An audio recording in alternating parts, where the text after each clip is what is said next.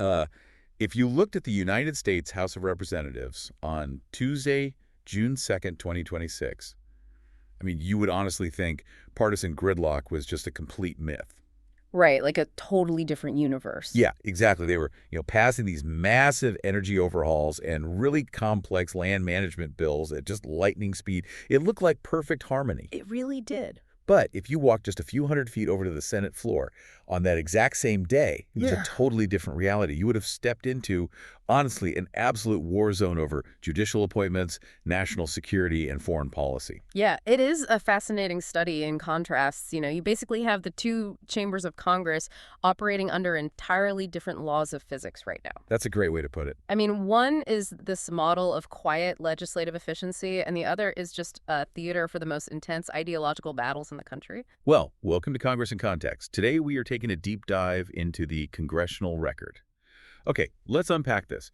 Our mission here is to take the hundreds of pages of raw proceedings from that Tuesday, so the floor debates, the bill texts, the actual votes, and digest them so you can be perfectly informed without, suffering from major information overload. And we should probably start with that quiet efficiency in the House, right? Because the sheer volume of legislation they cleared is pretty remarkable. Oh, it's staggering. Yeah, and a massive portion of that was this coordinated effort to address, well, really long overdue actions regarding Native American land and federal recognition.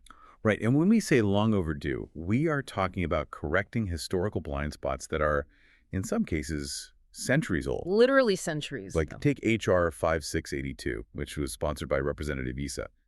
This bill actually transfers 860 acres of Bureau of Land Management land into a trust for the Pechanga Band of Indians out in California. Which is a huge deal for them. It is. But to understand why this specific transfer is so critical, you really have to look at the history of Puesca Mountain. During the floor debates, Representative Issa actually went all the way back to the era of Ulysses S. Grant to explain how California tribes were systematically displaced. What's really fascinating here is how that 19th century displacement created this modern land management nightmare. Oh, totally. Because before this bill, the land ownership around Puesca Mountain, which, by the way, is deeply sacred to the Pechanga and central to their creation stories, the ownership was heavily fractured. That was like a checkerboard, right? Exactly. A checkerboard pattern of federal, private, and tribal land. And when you have jurisdictional lines just slicing up a single mountain, it becomes nearly impossible to actually manage it. Especially when we were talking about Southern California.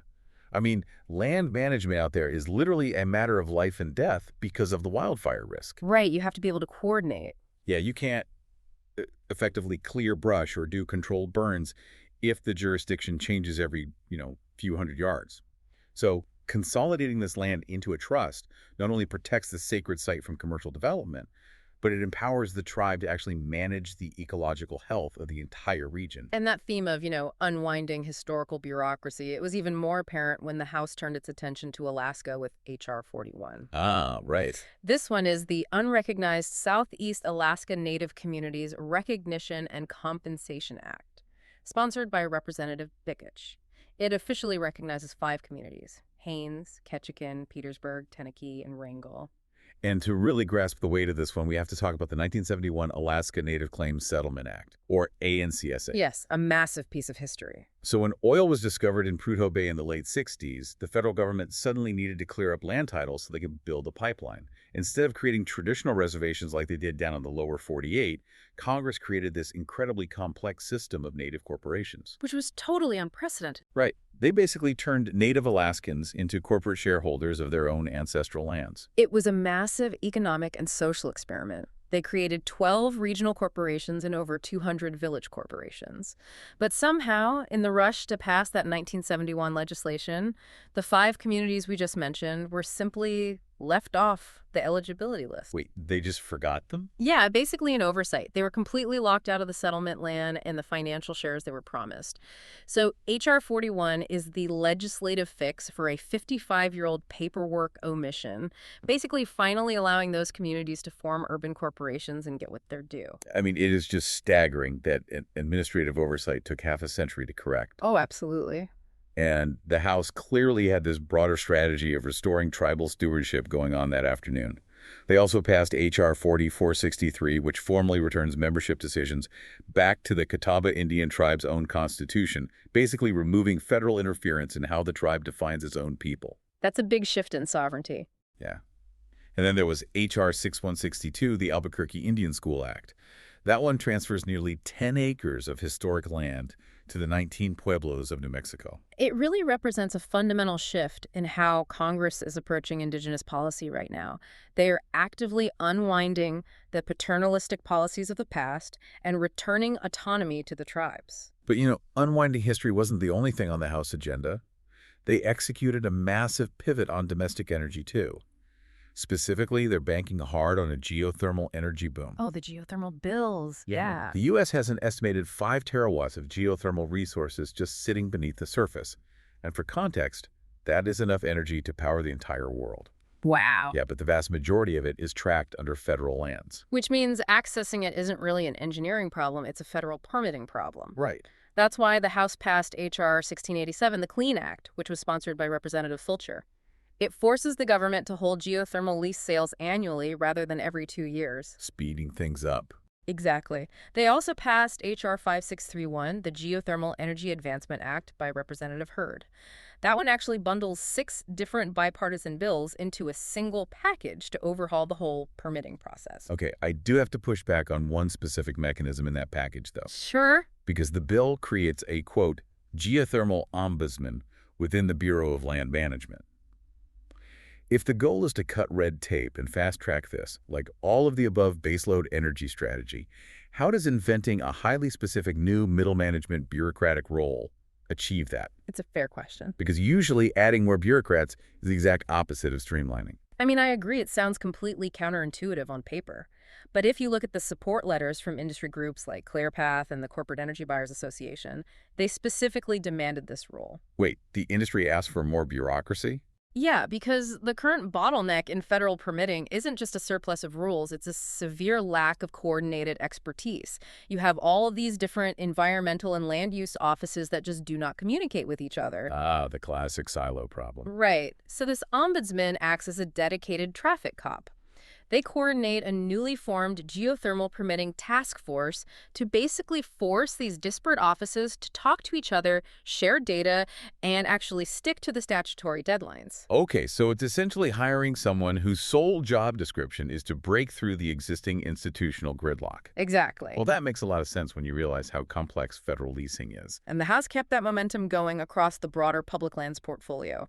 They passed H.R. 7831, the License to Drill Act, extending the BLM's permit processing fees out to 2037 to keep the agency funded. Right. And they also moved H.R. 3922, which asks the Government Accountability Office to study cross-boundary wildfire solutions. That GAO study is so critical because wildfires obviously do not respect property lines. Obviously not. Right. A fire might start on federal BLM land, jump to a state park, and then just sweep through a privately owned ranch. The legal and financial liabilities of fighting fires across those boundaries are a complete jurisdictional nightmare. So the federal government is finally looking for a unified legal framework to address it. They also authorized a feasibility study under H.R. 2768 to elevate the Benton-McKay Trail.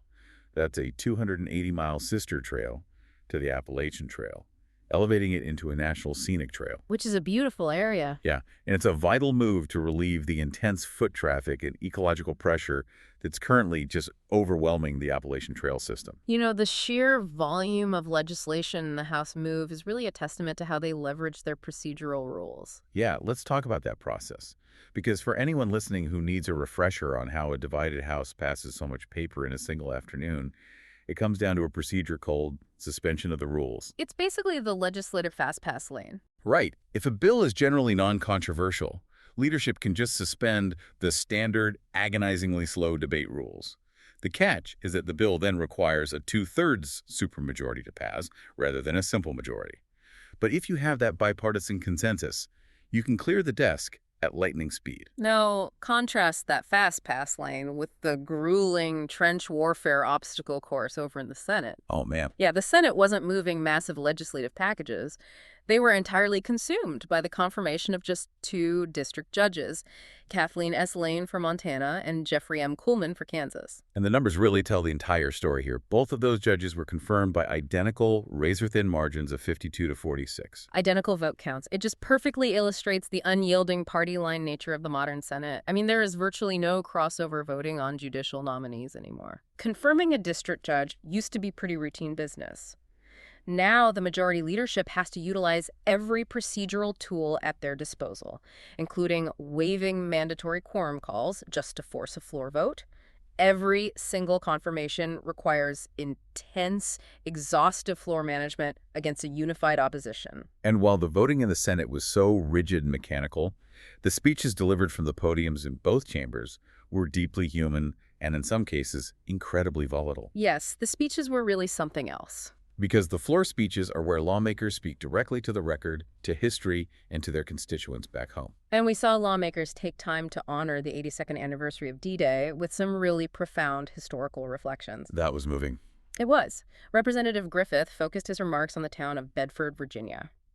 During the invasion of Normandy, Bedford suffered the highest per capita D-Day death toll of any community in the United States. Wow, any community. Yeah.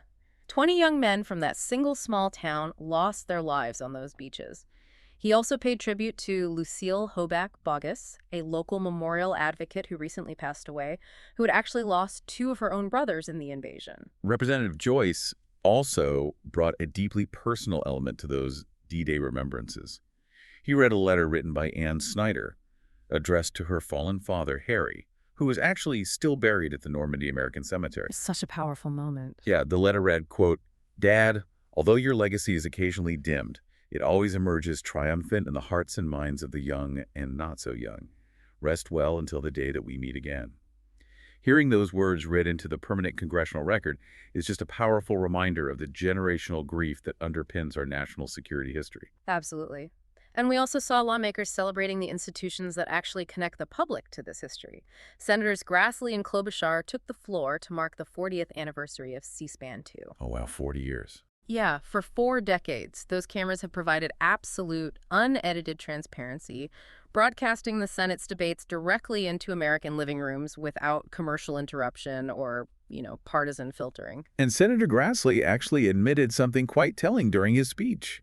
He noted that 40 years ago, he originally voted against allowing cameras onto the Senate floor. Wait, really? Yeah, because he feared it would ruin the chamber's decorum and turn lawmakers into performers. Well, some might argue he was right. Right. But decades later, he conceded that the transparency has made the government tangibly more real for the American public. That's fascinating. And there were also some great local community shout-outs that highlight the daily job of a representative. Like Representative Bean praised the Jacks Gents Stomp team from Jacksonville for securing back-to-back national championships under Coach Shamari Gloucester. Nice. And Representative Joyce honored Joe Diamond, marking his 32-year career directing the Pennsylvania Farm Bureau. But here's where it gets really interesting, though.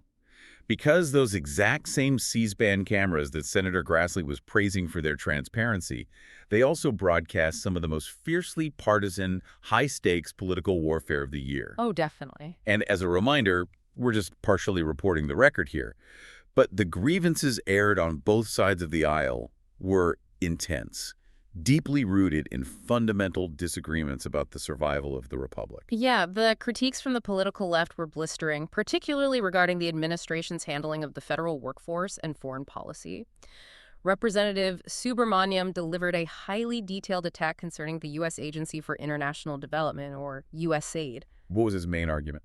He stated that 10,000 USAID employees have been systematically forced out of their positions. And even more severely, he alleged that many of these displaced workers have been cut off from their earned retirement benefits and health insurance since July of 2025. Wow. He even brought survey data to the floor, right, indicating that 85% of these former employees are facing severe financial distress. But he didn't stop at USI. He also targeted a recent U.S. Citizenship and Immigration Services policy memo that drastically restricts status adjustments for immigrants.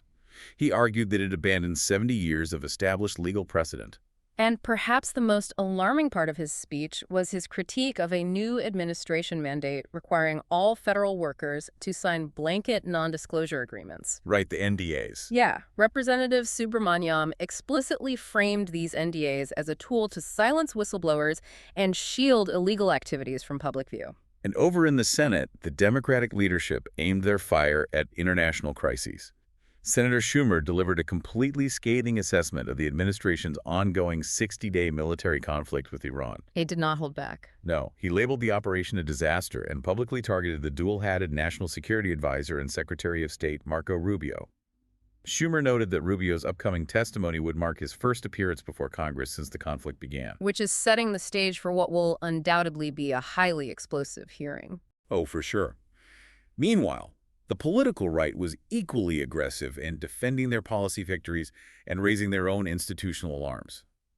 Senator Kennedy delivered an impassioned defense of the administration's border policies and the funding for the Department of Homeland Security, ICE, and the Border Patrol. And he anchored his defense in some really stark, dramatic statistics. Yeah, the numbers were wild. He pointed out that border encounters sat at over 106,333 in November of 2024.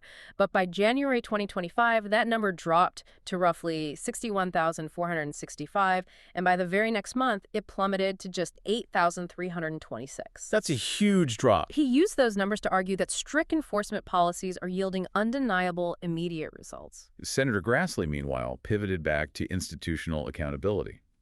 He revived critiques of the Justice Department's handling of the Mueller investigation.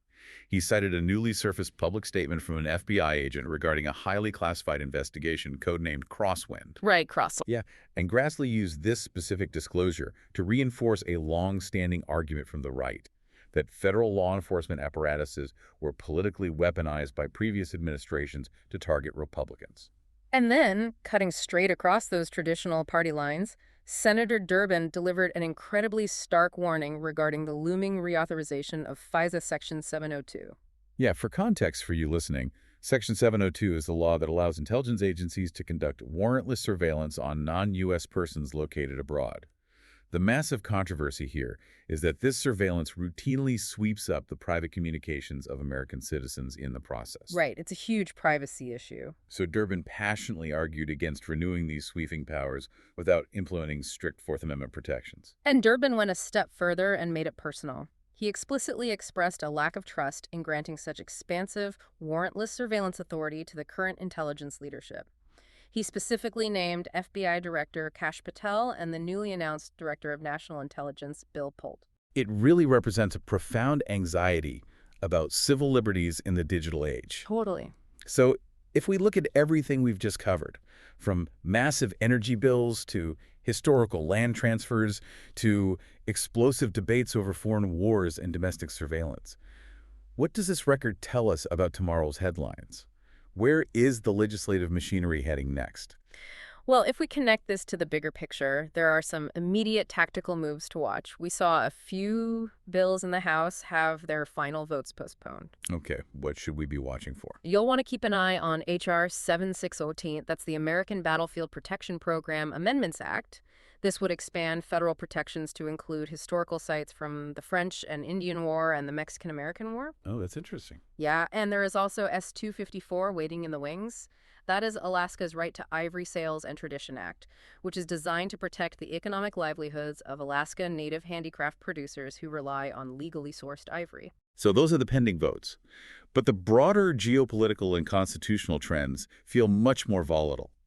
I mean, the looming expiration of FISA Section 702 guarantees a massive impending showdown. Absolutely. Is Congress going to fundamentally reform our intelligence-gathering laws to protect privacy? Or will national security anxieties override those Fourth Amendment concerns? That is the multi-billion-dollar question right now. Furthermore, the geopolitical fallout of the 60-day Iran conflict hangs entirely in the balance. How Congress chooses to react to Marco Rubio's upcoming testimony will dictate the future of American involvement in the region. The tension between the executive branch's war powers and congressional oversight is going to be tested in real time. Yes. And what about those NDAs for federal workers? This raises an important question that touches every aspect of the government we've discussed today. If blanket non-disclosure agreements for civil servants are fully implemented and enforced, how will that alter the flow of information to the American public? We'll just shut everything down? Exactly. Will it create a chilling effect that deters whistleblowers from reporting internal waste, fraud, or abuse, precisely as Representative Subramaniam warned? So what does this all mean for you, listening right now? How does this deep dive into the daily machinery of Congress actually impact your civic life? First and foremost, you never have to take our word for any of this. The beauty of the system is that the primary sources are entirely public. Yes, 100%. You can go to congress.gov right now and read the exact legislative text of the Clean Act or the details of the Pechanga land transfer. You can also use that exact same database to look up your specific representative or senator. You can see precisely how they voted on those razor-thin judicial confirmations, and you can track their positions on upcoming legislation like the battlefield protections or the FISA reauthorization. Because engaging with your democracy means doing a lot more than just casting a ballot every 2 or 4 years. It means actively tracking these movements. It means paying attention to high-stakes oversight hearings like the foreign policy testimonies we discussed today, and understanding the complex and honestly sometimes contradictory ways your laws are actually forged. I want to leave you with a final thought to mull over. We talked about lawmakers celebrating 40 years of C-SPAN cameras, right?